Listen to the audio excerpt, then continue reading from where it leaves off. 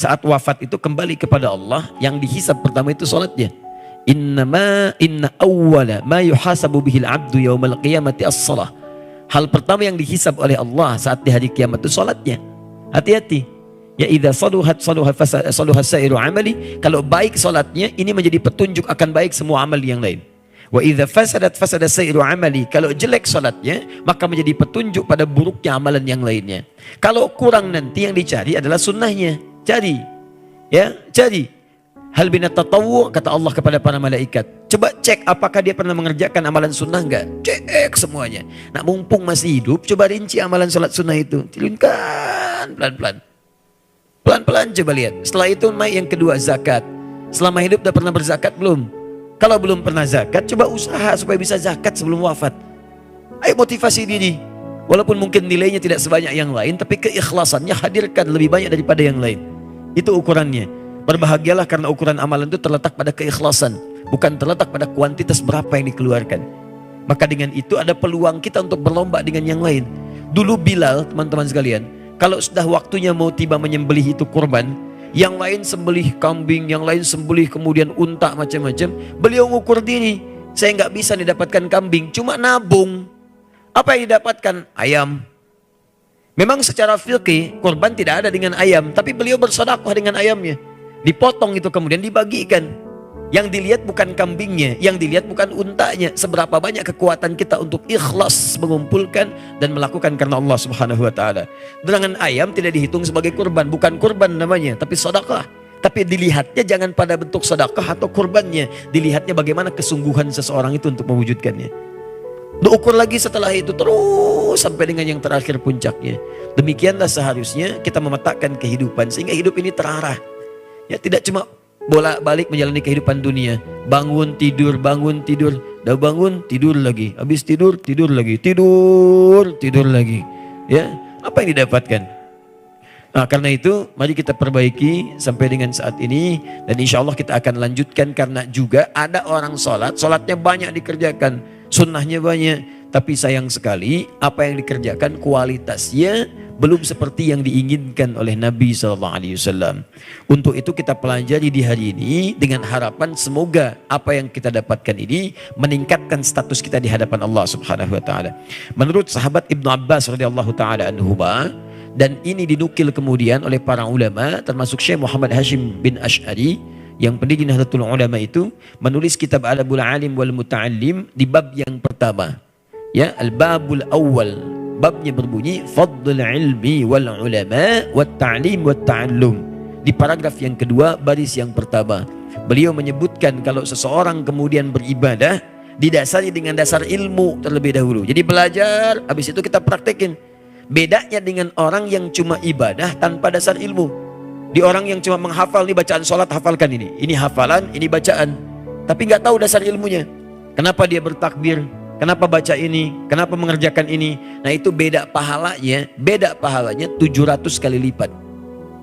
Jadi kalau yang cuma sholat saja nggak tahu apa yang dibaca, nggak ngerti apa yang diungkapkan, ya sah secara hukum, dibuka dengan takbir, ditutup dengan salam, sah semuanya. Fikihnya, gerakannya benar, bacaannya bagus. Itu berapa pahala yang didapatkan? Dalam keterangan Al-Quran di surah ke-6 Al-An'am ayat 160 itu 10 pahalanya. Man jaa bil hasanati, siapa yang mampu mengerjakan satu amal kebaikan, falahu asyru amthaliha, maka dia mendapatkan 10 nilainya, hasanah. Dan salat di dalam Al-Quran disebut dengan hasanah. Quran surah 11 ayat 114. Aqimis salata tarafain nahar wa zulafan minal lail innal hasanati yudhibnas sayyiat. Tunaikan salat di 2 siang itu. Ya, dari mulai pembuka subuh sampai ke zuhur. Wa zulafan minal lail, sampai ke malam, dari mulai matahari terbenam, ya di situ zulafa itu terpeleset itu kan ke bawah, tenggelam ke bawah, maksudnya maghrib, sampai ke isya. Ya, bayangkan subuh, zuhur, asar, maghrib, isya, kerjakan. Innal hasanat, salat itu disebut hasanat. Sungguh salat itu melahirkan banyak kebaikan. Kalau antum kerjakan banyak kebaikan, otomatis ini hukum Quran, itu akan menutup keburukan-keburukan. Tadi malam saya sampaikan rumus pahala dan dosa. Ini lihat, hasanah itu amal baik yang bernilai pahala. Rumus dalam Qurannya, hasanah itu akan menghapuskan sayyiat. Sayyiat jamak dari kata sayyi atau su di sini. Nih, jamaknya sayyiat. Ini jamaknya hasanat. Demikian. Yang ini melahirkan dosa, yang ini melahirkan pahala. Nah, kalau Anda berbuat satu kebaikan nilai hasanah, ada pahalanya. Pahala ini ketika dikerjakan akan otomatis menutup dosa. Kalau dapat satu, dosanya satu, selesai. Ini habis. Jadi nggak punya pahala, nggak ada dosa, kosong. Beruntungnya kita, Allah Maha Rahman. Setiap dosa dituliskan satu nilainya. Setiap pahala dituliskan 10 nilainya. Jadi kalau kita kerjakan sholat, ini nilainya ini satu hasanah. Kalau hasanah satu berarti 10 poinnya. Dari mana rumusnya? Quran surah ke-6 ayat 160. Man jaa bil hasanati, siapa yang mengerjakan satu kebaikan bernilai pahala, falahu asyru amthaliha, dapat 10 poinnya. Tapi kalau Anda mengerjakan keburukan, satu. Awas, fala yuzda illa mithlaha wa hum la yuzlamun. Gak akan dibalas kecuali satu aja, satu. Ngerjakan kebaikan 10, dosa 1. Udah, satu sehingga antum masih punya bekal. Cuman persoalannya, berapa kali antum berbuat dosa dalam sehari? Itu masalahnya. Sholat 5 kali, dosanya 50 kali, sama-sama aja. 5 kali 10, 50, dosa 50 kali. 50 kali ini baru dosa mata. Coba lihat, salah lihat videotron, salah lihat di handphone, salah lihat di televisi, salah lihat di majalah yang dibuka, salah lihat di koran. Silakan cek. Coba dibuka lagi.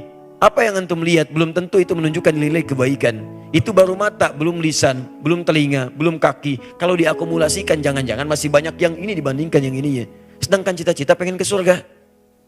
Bagaimana bisa terwujud? Ya, karena itu konsepnya adalah perbanyak sehingga yudhibnas sayyiat. Dari mana Ustaz tahunya tafsiran ini? Dari Nabi SAW. Kata Nabi, as-salawatu ila salawat wal jumu'atu ila al-jumu'ah wa ramadan ila ramadan kafaratun lima bainahunna ma lam takunil kabair. Salat satu ke salat lain, Jumat ke Jumat, puasa ke puasa bisa menggugurkan dosa-dosa, menghapuskan kesalahan-kesalahan. Selain dosa besar, itu harus diisi dengan taubat yang benar. Otomatis tuh. Nah ini, kalau Anda isi ini ibadahnya dengan ilmu, maka naik status yang ini. Misal, maaf ya, sebelum sholat belajar dulu. Kenapa saya takbir begini? Kenapa saya mengucapkan Allahu Akbar? Kenapa saya bacanya kemudian yang wajah tuh? Kenapa bacanya Allahumma ba'id? Kenapa bacanya Allahu Akbar kabir? Antum paham ini. Sehingga ketika antum sholat karena mengerti apa yang dibacakan, bisa mendalami isinya. Itu status pahalanya langsung naik, kata Ibnu Abbas radhiyallahu ta'ala anhuma. Dan beliau adalah murid Nabi yang paling dekat dengan Nabi dalam pemahaman Al-Quran. Dari sejak dininya sampai ketika Nabi wafat usianya masih 13 tahun. Sudah hafal 2000 hadis. Orang yang didoakan dengan Nabi dengan doa yang sangat indah. Allahumma faqihu fid din wa alimhu ta'wil. Ya Allah, mohon pahamkan Ibnu Abbas ini, ya Allah, pemahaman tentang semua nilai-nilai agama, hukum-hukumnya, dan buat dia memahami apa yang tersulit untuk dipahami. Takwil. Ibnu Abbas disebut dengan turjumanil Quran, orang yang mampu menerangkan isi Quran dengan sangat detailnya.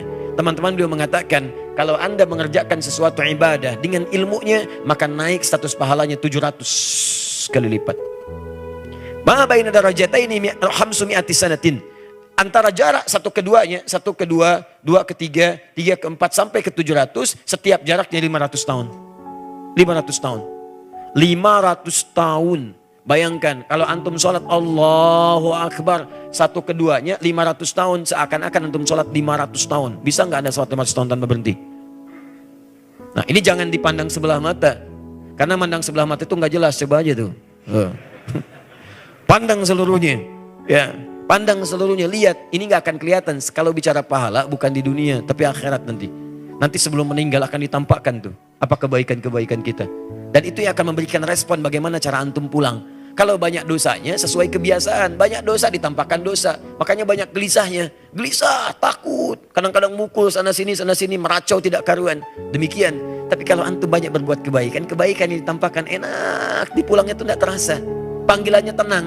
Karena antum sudah tenang, maka jiwanya pun pulang dengan tenang. Turunlah Quran surah ke-89 itu. Ayat 27-30. Ya ayyatuhan nafsul mutmainnah. Irji'i ila rabbiki radiyatan mardiyah. Pulang, lihat gitu.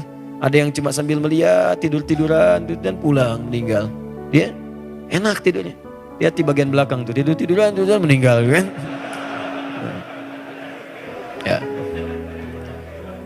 Jelas ya? Nah, karena itu maksud saya, ayo kita siapkan diri kita akan mulai belajar dan kita berusaha meningkatkan status kita, harus diupdate di hadapan Allah. Jangan status dunia ditingkatkan, status akhirat didiamkan. Itu yang coba kita perbaiki, karena pertandingannya sekarang semakin ketat teman-teman. Persaingannya pun tidak mudah. Sekarang untuk urusan Quran aja, yang ikutan tuh bukan cuma orang-orang biasa, anak-anak kecil. Ada yang dari bayi belum lahir, udah disiapin bapak ibunya. Antum bayangkan, antum sudah hidup misalnya 40 tahun. Tuh ada bayi baru 4 bulan tuh dalam kandungan ibunya. Bapak ibunya udah nyiapin tuh untuk jadi penghafal Quran. Jadi kalau kita tidak serius sekarang, antum ketinggalan nanti. Ketinggalan. Ada anak usia 3 tahun, 4 tahun dah hafal Quran. 5 tahun dah hafal. Ada yang gak bisa lihat. Antum dikasih 30 tahun, 40 tahun, 50 tahun. Untuk urusan baca aja masih belum sempat. Antum butuh waktu berapa lama lagi? Hati-hati tuh. Kita tidak tahu kapan kita wafat. Demi Allah saya katakan, bisa jadi pulang dari sini meninggal. Ya, harap-harap antum sampai ke tujuan, begitu masuk misalnya mobil tiba-tiba dibuka, assalamualaikum malaikat maut.